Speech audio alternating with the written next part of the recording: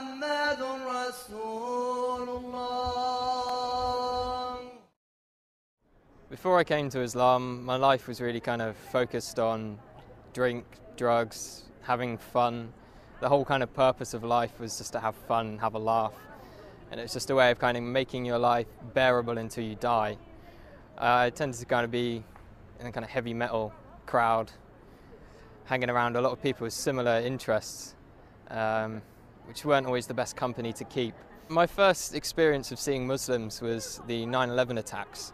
I remember I was quite young at the time and I wasn't completely aware of what was going on. In fact, I ran to one of my friends after seeing the news report and I told him that the tourists had declared war on America because I'd never heard of terrorists before. As the war was unfolding and I was seeing more and more about the war in Afghanistan, I started understanding that these people were Muslims and that the Muslims were doing these horrible atrocities across the world. So from that kind of media bombardment, I started getting a strong hatred for Muslims. So much, in fact, I tried to join the army 3 times with the goal of wanting to go over there and kill as many of these people as I could, to do my bit for the country and to make it a bit safer for my family. I thought they were kind of the big evil of the world. I started hearing a bit more about Islam. It was the last time I was applying for the army. I came across this radio station. It was at a time when I was listening to conspiracy theory radio and things like this. And it was a radio station from the American government called Terror Talk. And it was talking about the life of the Prophet ﷺ. It just didn't sound right to me that people would follow him from all these evil things they were saying about him. So I started to question what Muslims believed at that time. I was on a spiritual search anyway.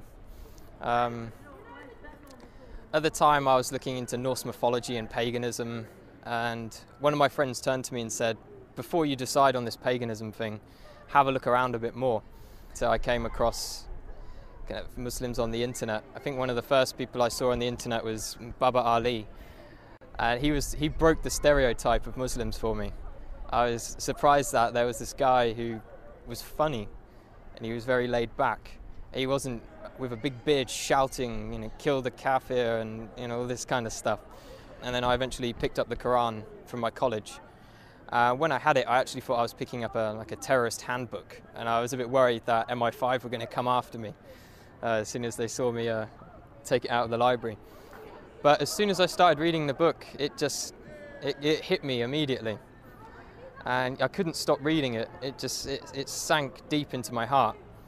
And as I kept continuing through the different surahs, I remember reading about the people in the fire having boiling water to drink, burning their throats. And as I could read this and I was living this awful life, I could feel my throat burning, and I could feel kind of how real this thing was and how I had to change. The first day I went to the mosque, I spent all day there reading, and my mum called me in the evening and asked me where had I been all day. And I said I was at a mosque. She's like, what? No, you can't be at a mosque, you're a Christian. Christians don't go to mosques. And she was very, very shocked and thought I was going down a bad path. That was my mum's original reaction. After a while, she started to accept it. She'd done a lot of crying.